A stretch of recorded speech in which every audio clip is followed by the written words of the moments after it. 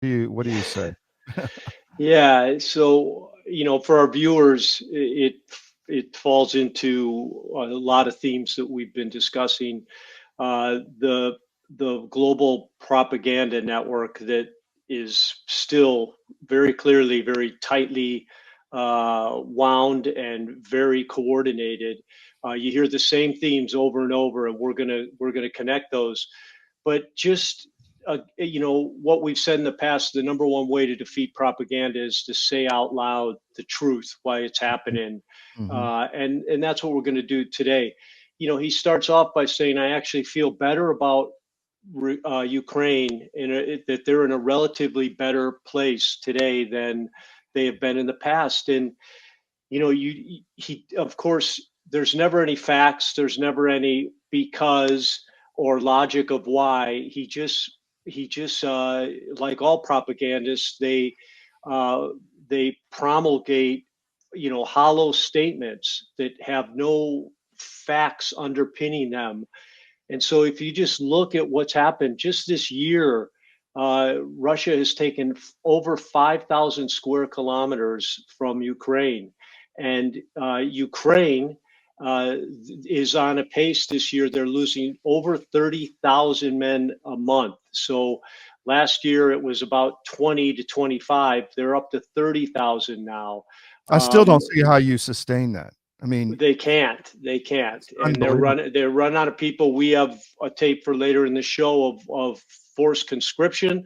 Yeah. So just that alone, as we keep saying, that's why we show them to our viewers. When you're beating the crap out of your recruits just to get them to go into the military, you've missed something. Something is inherently wrong with your formula. The purpose is not there. The message, the communication, the leadership is not believed in, and that's what you see from those forced conscriptions. But uh, let's just keep going. So then he goes into this. After Trump rolled out the red carpet, Putin responded, and this is an incredibly disingenuous little soundbite by firing the most drones per day that they've ever unleashed. And of course, they've been talking about that, building up to that for a long time. Many of these nights have over 500 drones. Many of those drones are diversionary, to so that they can break through the ADA belt. Hmm. But it's completely disingenuous. And then he says, and they purposely set over 19 drones to violate Polish airspace, and they also purposeful violation of Estonian airspace. And he says, he throws in, I talked to Prime Minister Sikorsky, who, if you follow, that's a prime minister of Poland. He's been all along, obsessively He's compulsive part of the Tusk anti-Russian. globalist.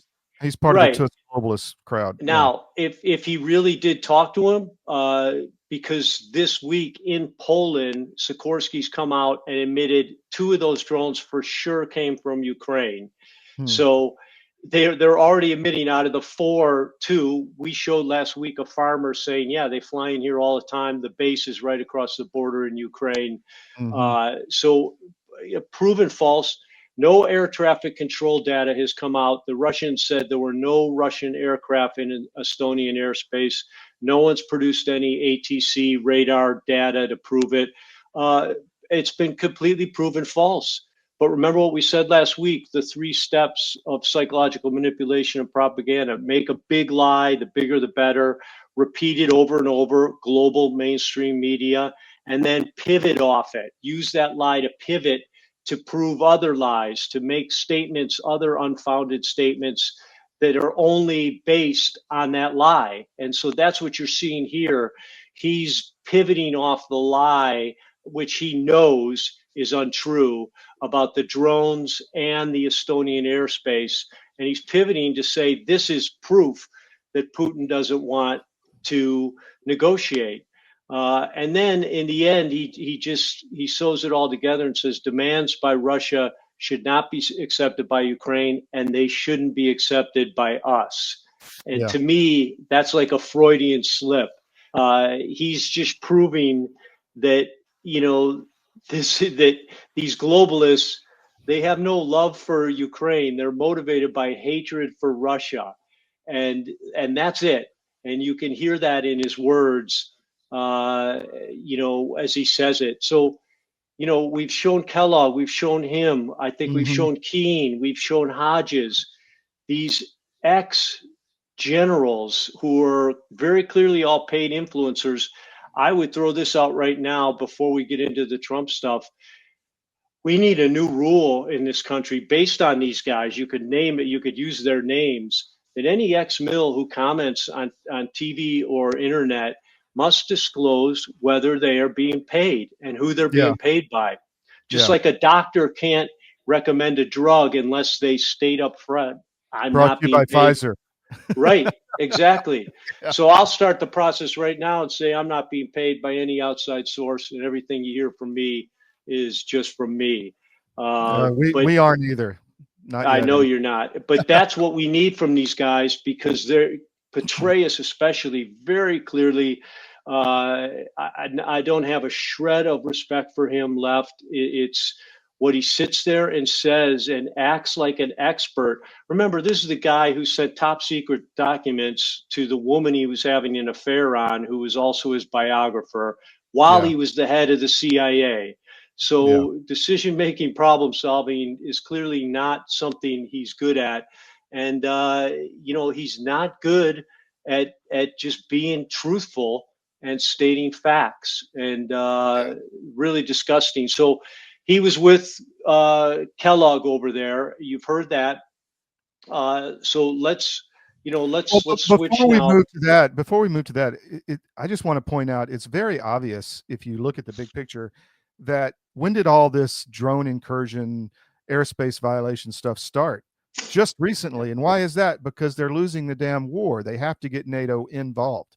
And that's the worry, right? I mean, they're pushing as hard as they can to get NATO involved, talking about shooting down Russian aircraft. I mean, think about it. Okay, he's violating Baltic airspace. Let's shoot down a MiG-31.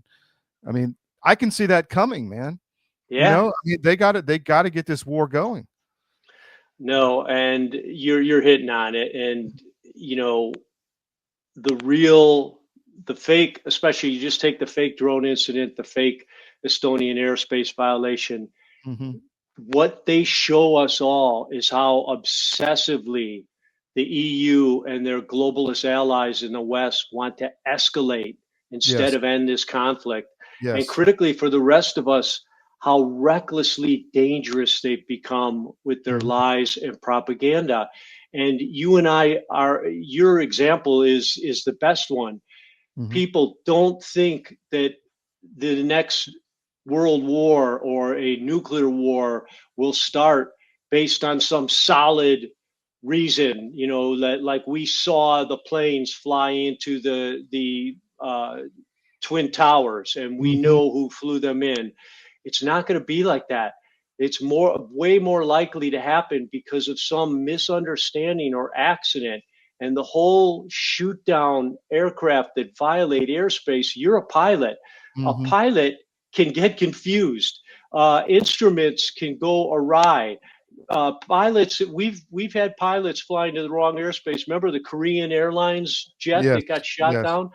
That you have to be careful about that, and you have to give the benefit of the doubt, especially when it doesn't make sense. Russia's not going to have 2 planes over Estonia. Again, what is their motive? If you look at the airspace, it was way out in the middle of the Baltic Sea. And they alleged that they just clipped while they were and people don't realize there's a Russian exclave called Kaliningrad in Baltics. So they have to support that. And so they fly aircraft around and up through a corridor, and they were alleging they just clipped a little airspace on the corridor. This wasn't over Estonia, as to your point. Yep.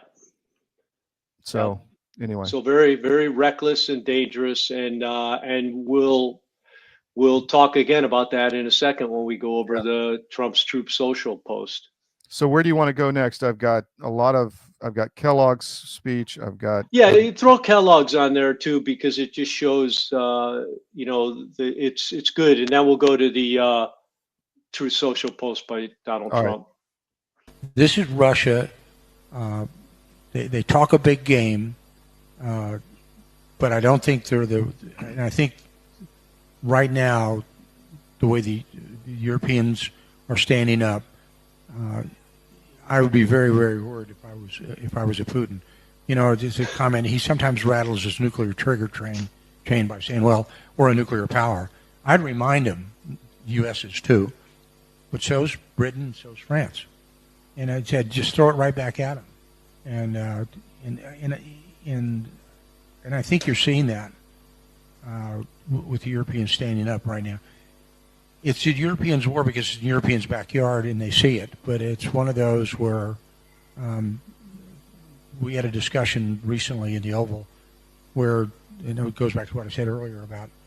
I'm sorry to the ladies in here, right? But they were talking about the primacy of the Russian military and how they were, you know, pretty good. And I said to the people in the room, you know, we'd kick their ass, you know. And I mean by that is, like, don't take their statements at face value. They're not as good as Putin says they are, and that I give great credit to the Ukrainian military because they've taken them down a couple of notches. And so I don't think anybody should be afraid of the Russian military. It's a nuclear power. Check that block. I got that. But they don't have. I don't believe they've got the capacity that they had that they can march towards Berlin. So don't be afraid of the Russian military. They've only got the most nuclear weapons in the world. And, you know, and we're not pro-Putin. We're just pro-truth, dude. That's it. You know, just Right. pro-truth. Right. And we'd kick their ass. What does that mean? Explain that to me in military parlance. Yeah, This isn't a football game.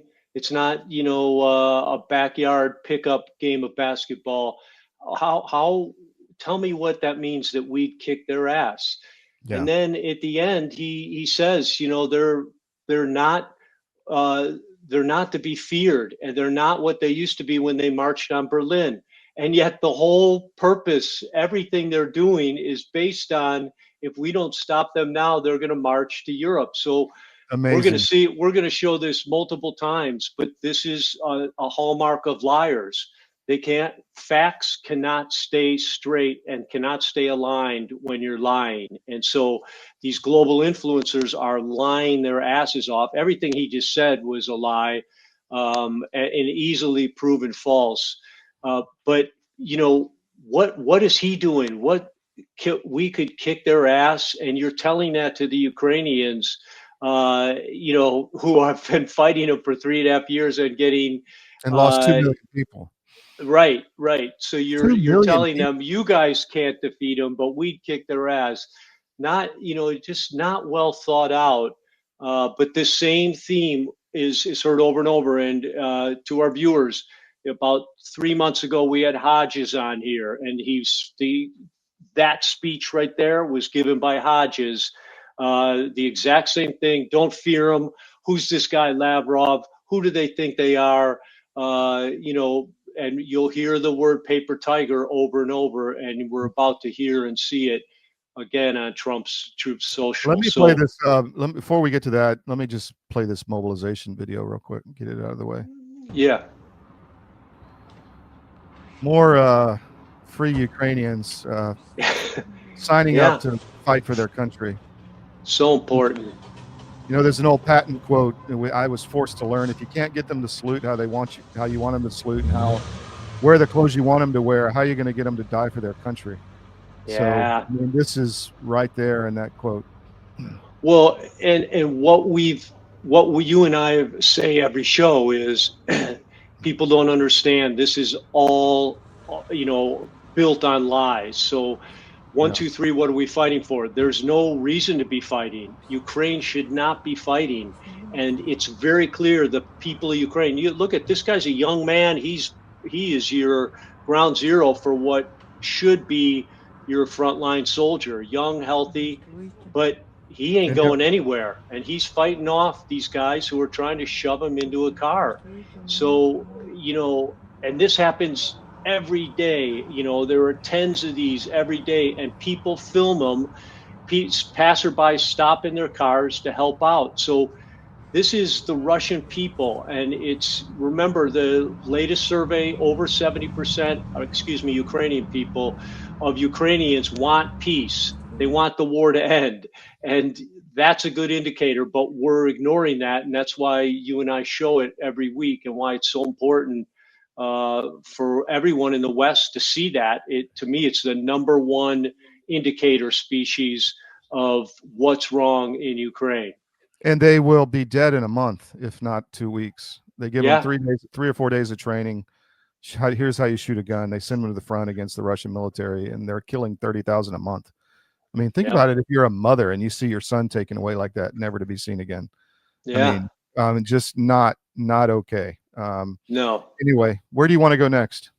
Let's do that Truth Social. Let's put it up and then talk about it. And I want to go through it because it's a conglomeration of all these propaganda talking points that we've heard just out of these generals, but you hear them out of the EU too.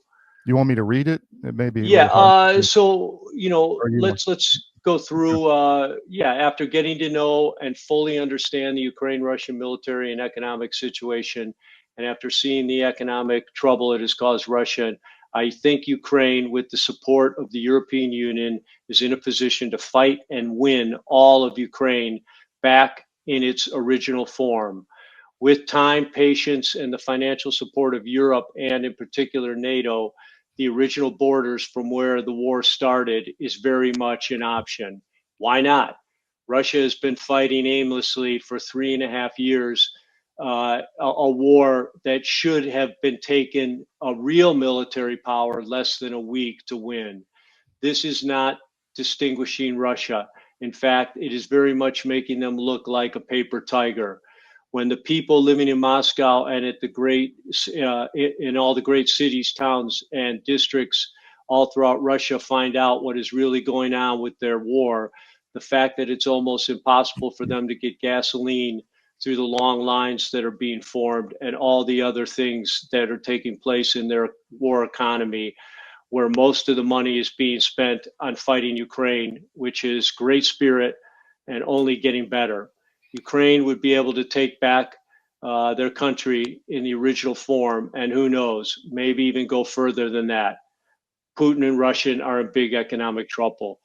So I want to, at the end of this, talk a little bit about the Donald Trump psychology and, what this possibly means. But what's so important about this to me is this is a aggregation of all of these paid influencer and global propaganda talking points. Yes. And just what we said in the beginning, the way to dispel them is to say out loud the facts to prove them wrong right off the bat.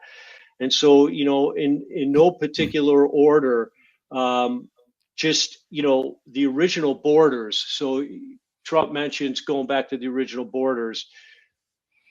What about the people? Yeah. Anybody who talks about the original borders, just clearly go back up a sentence before that, where he says, and after getting to know and fully understand the Russian-Ukraine military and economic situation. Sir, you cannot fully understand it based on what you just said, because it's impossible to.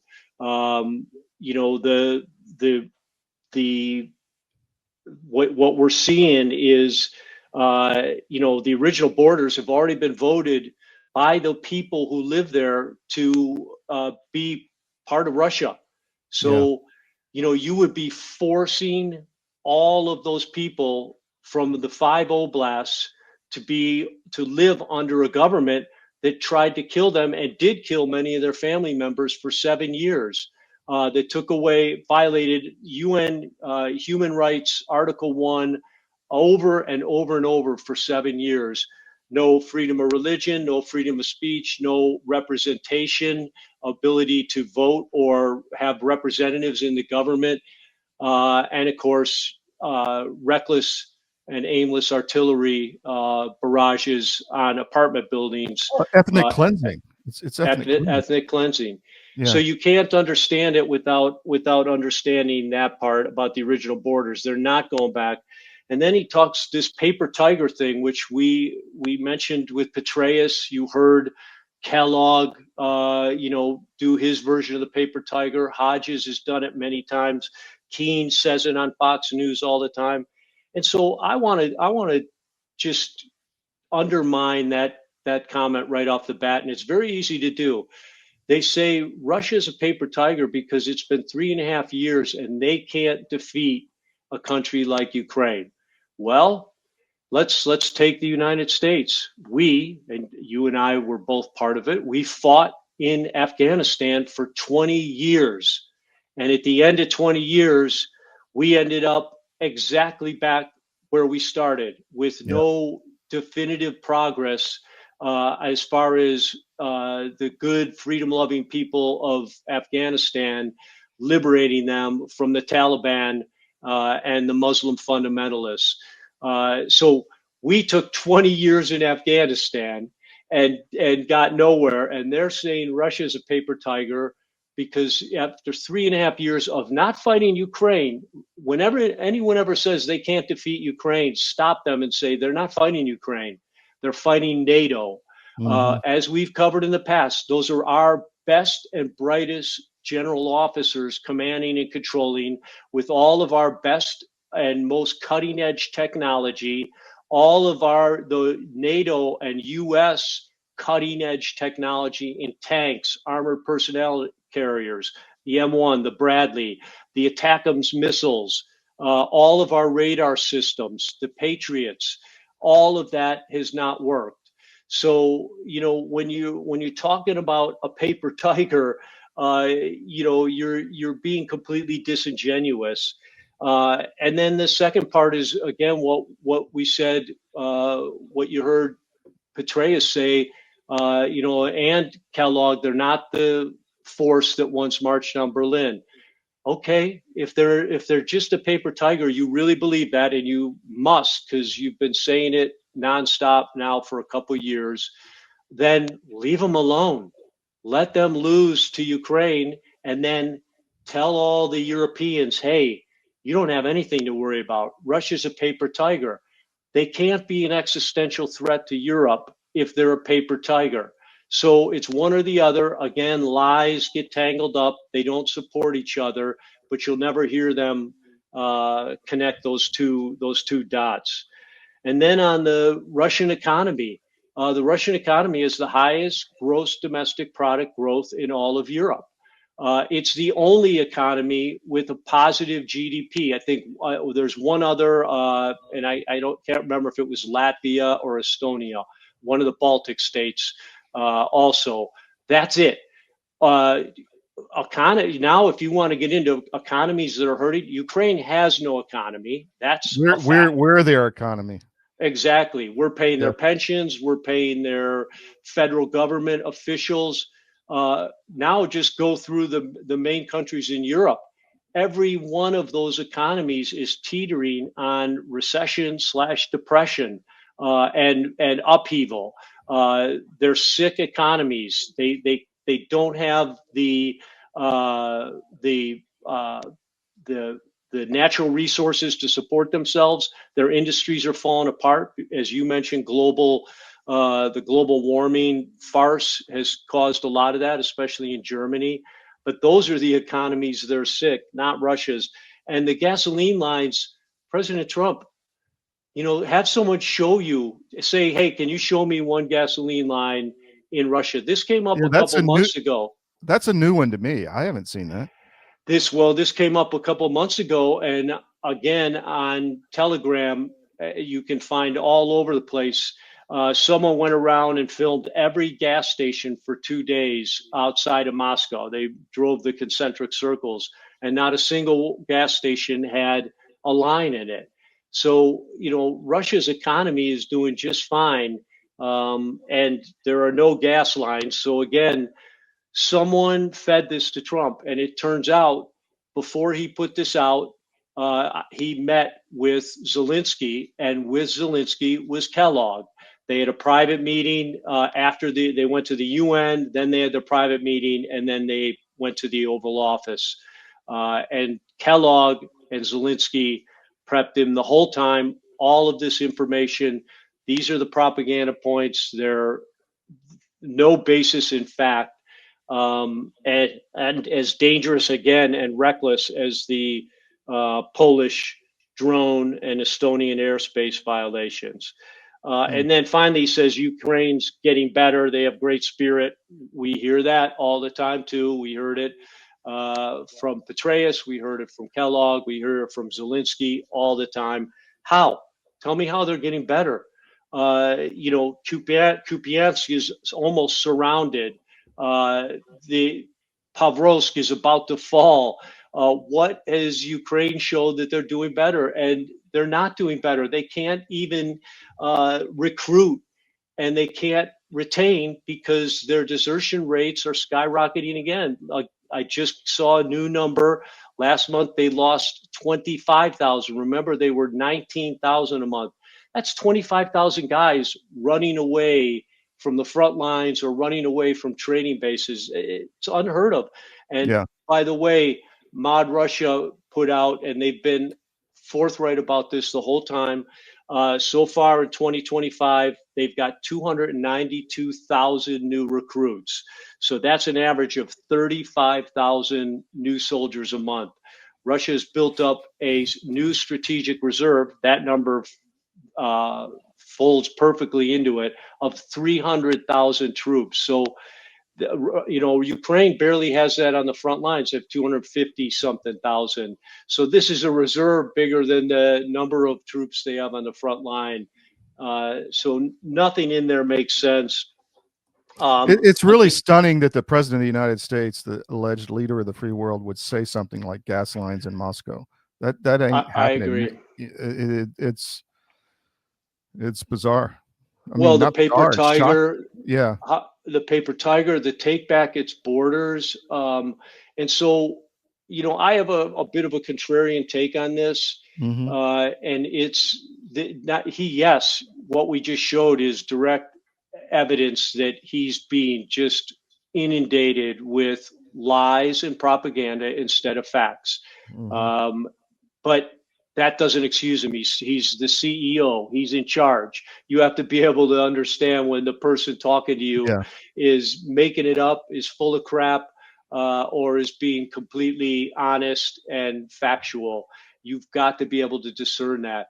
But with President Trump, my thought is, and it's based on the way Russia reacts to this, they don't react. Mm-hmm. My thought is this is another one of his, in his view, master classes on strategic negotiation. Yes. He's come to the conclusion that the media is not going to give him credit or shed any positive light on anything he does. So no matter what he does, it's going to be taken as the worst possible thing that could happen. So he's been confronted by this dilemma, how to get out of Ukraine, how to extract the U.S. out of Ukraine.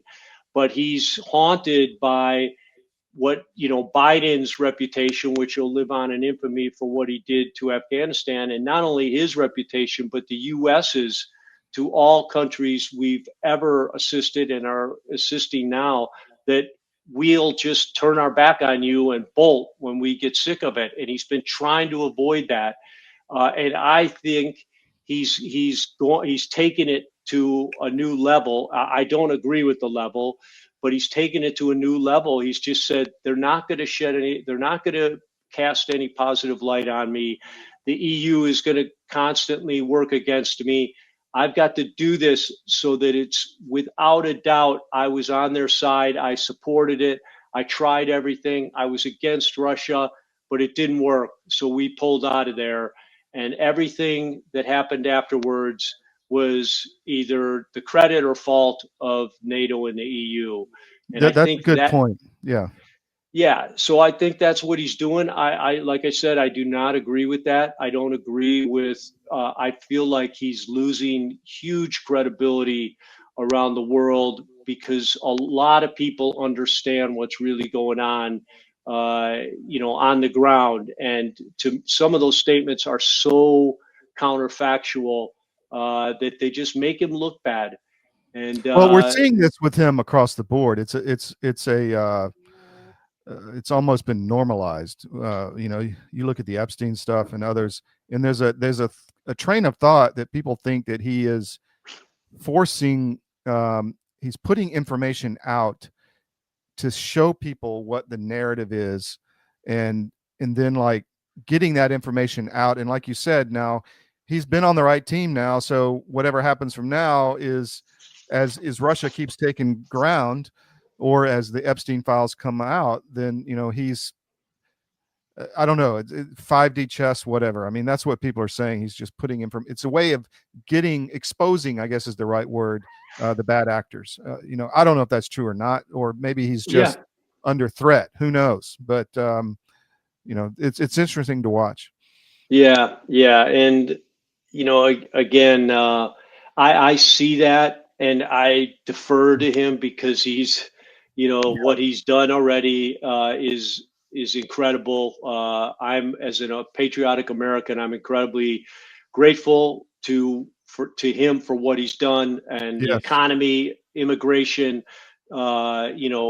huge Climate high change. marks, climate change, yesterday was huge. I mean, DEI, yeah. safety and security across the country. So we're not throwing the baby out with the bathwater, but where I differ from him on this, this gamesmanship is, who cares anymore? Who Yeah. cares? The media is still railing on Charlie Kirk, the global media. They're still supporting criminals. They're still supporting these illegal aliens and these riots against ICE, who's trying to arrest criminal illegal aliens. His initial premise is correct. It doesn't matter what he does. They're not going to give him credit. They're always going to blame him. And then as far as the EU, every one of those leaders, if you go back and you could open, a lid to look at what was really happening, every one of those European leaders was against Trump and is a pro-Biden, pro-globalist, leftist leader. They all share that common denominator. So there's no real love for Trump in any of them. And they're all going to be gone if you don't need a crystal ball to look at what's happened in Europe, and that the populist uprising cannot be contained. On top of that, Merz, Starmer, Macron are just horrible leaders who make bad decisions. So they're going to be gone. So who cares? Just do the right thing. But again, I'm just gonna state that he's navigated some incredibly complex situations already. I give him credit for that, but that doesn't mean we're not going to call out the falsehoods involved in that statement. And every statement there, like I said, holds no basis in fact. So. Let's just throw up some of these stuff that came out you sent me over the last day. This one is more what's the word, escalation, I guess, with airspace violations. I mean, that's just evidence of that. Well, we'll go back to that. So just again, the pivot off the lies. So the pivot off the fake drones into Poland and Estonian airspace is, thus, the number of NATO aircraft in Poland increased by a squadron, 2 from Britain, 4 from Germany, 2 from Denmark. So over nothing. They just used the lie to validate what their countrymen should be saying. What are we doing? You're putting jets. What are they going to do? Engage in aerial combat with Russia? So this is the pivot, and this is what makes it so dangerous. Sorry, go ahead. No, good. This is Mikhail Mushustin, which is basically saying our economy is strong. We don't have, he didn't say we don't have gas lines, but he's saying the sanctions actually helped us. But the best, healthiest economy in Europe. So again, you would have thought Scott Bessent would have stopped Trump from saying that, but obviously he didn't get a crack at it. And then globally, the country retains 4th place. And, that's them. under Yeah. sanctions, they've navigated this and kept their economy healthy. Here's another one. Zelensky's advisors have lost touch with reality. I mean, that's essentially what you're saying. Yeah, it's so it could Zelensky and Trump advisors have lost touch with reality. And remember, many of Zelensky's advisors are Trump's advisors. Kellogg Yes. is Zelensky's advisor. Yes. And so these guys are delusional, and that's what everyone needs to understand. There's nothing factual about what they're saying, and they're not to be believed. They've been lying the whole time. Don't believe a thing that comes out of any of their mouths. And here, the issue in Hungary is an interesting one because Trump is trying to, or at least, I don't know if he's actually trying to force them to stop buying Russian gas, but he's highlighting European governments that continue to do business with Russia by third-party cutouts to buy fuel because they've destroyed their own energy supplies. I think Trump is saying, okay, we'll sanction Russian more, but you got to do it first. And they're not going to do it because they can't. This is an interesting point, right? Yep. And this guy has been one of the, few soldiers of logic, that he's constantly throwing logic into the EU mindset. And here he's talking about what we talked about. Escalation, the potential for escalation, and everyone needs to see that. Everyone needs to know, the war is going to be an accidental, unfounded, caused by a series of events that no one can predict. And what you have to do, you can't predict them. So how do you prevent them? You don't get yourself into these situations. You don't get yourself into an Eastern wall of aircraft, a squadron of aircraft sitting in Poland ready to engage in air-to-air combat, all because of a fake made-up story about drone intruding on Polish airspace. So very good comments by All him. right, last one. Ukrainians are getting rich buying property in the U.S. Where do they get this money from, Pete? Yeah, well, it's the money laundering that USAID, the neutralization, the termination of USAID has revealed to all of us. It was a massive money laundering, and Ukraine, the war and the money that goes into it is a massive money laundering operation. So I don't want to just. This is the Secretary of Security, so like their Secretary of Defense. House is all over. I think he's got eight real estate properties in the USA. So he's making money as a real estate, a renter, an owner, all money that we gave him. There's, the Secretary of Defense of Ukraine doesn't make enough money to buy one house in Florida. So this is what's happening to our money, and this is the corruption on a mega scale that's occurring in Ukraine. And Zelensky's the same way. We've talked about it. We pay his salary. He's made over $1.2 billion in salary alone. Who knows what he's skimmed off the top? For sure, another $1 billion. So he just bought a bank in the UAE. And so that's where our money's going. That's what's happening, not to the soldiers, to these guys, fat, dumb, and happy. Pete, thank you. You got anything else to get out? No, that was good, Todd. All right. We'll see you next week on Ukraine Sit Rep. Thank you very much. Sounds good. Yep. All right, take care. Take care.